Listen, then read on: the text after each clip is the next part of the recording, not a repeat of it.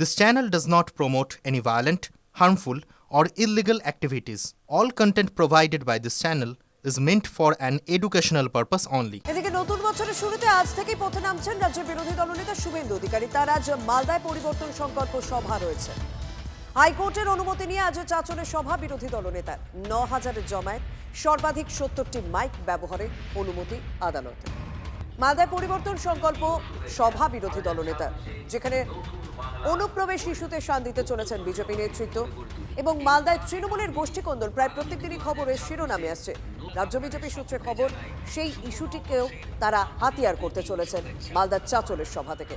সংখ্যালঘু অধ্যুষিত মালদায় ঠিক কী কৌশল নেন শুভেন্দু অধিকারী, সেদিকেই নজর রাখা হচ্ছে।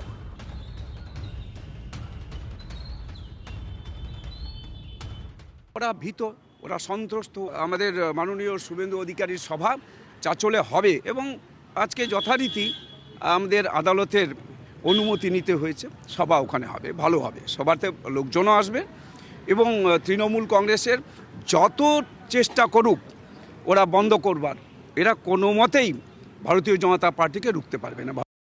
শুভেন্দুর সভায় পতাকা লাগানোয় আক্রান্ত বিজেপি নেতা। বীরভূমের কঙ্কালীতলায় বিজেপির আইটি সেলের ইনচার্জকে বেধড়ক মার।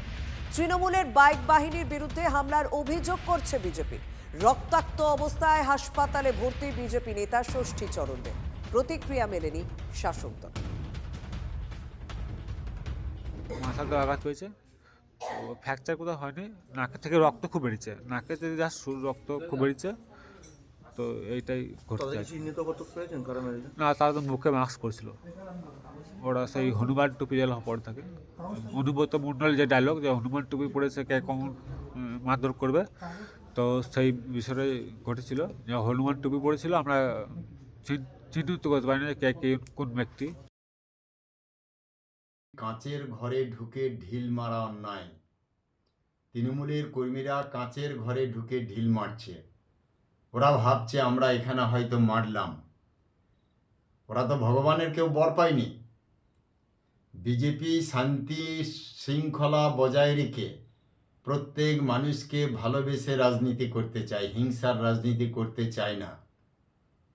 কিন্তু সাপের লেজে পা দিলে সাপ ছোবল মারে, মৌচাকে ঢিল মারলে মৌমাছি হুল ফোটায়। আমরা স্থানীয় তৃণমূল কংগ্রেস নেতৃত্বের প্রতিক্রিয়া না পেলেও এই ঘটনা আমরা কথা বলেছিলাম তৃণমূল কংগ্রেসের আইটি সেলের ইনচার্জ দেবাংশুর সঙ্গে। তিনি কি বলছেন শুনুন। আসলে বিজেপির সন্ত্রাসের এলাকা। আমি নির্দিষ্টভাবে ওই নির্বাচনী ক্ষেত্র থেকে যেহেতু লাস্ট লোকসভা নির্বাচন লড়েছি, আমি জানি গোটা ময়না বিধানসভা হচ্ছে বিজেপির সন্ত্রাসের বিচরণ ক্ষেত্র। বাগচা থেকে শুরু করে একের পর এক অঞ্চল, যেখানে তৃণমূল কংগ্রেসের কর্মীরা পতাকা লাগাতে গেলে পর্যন্ত বোম মারা হয়।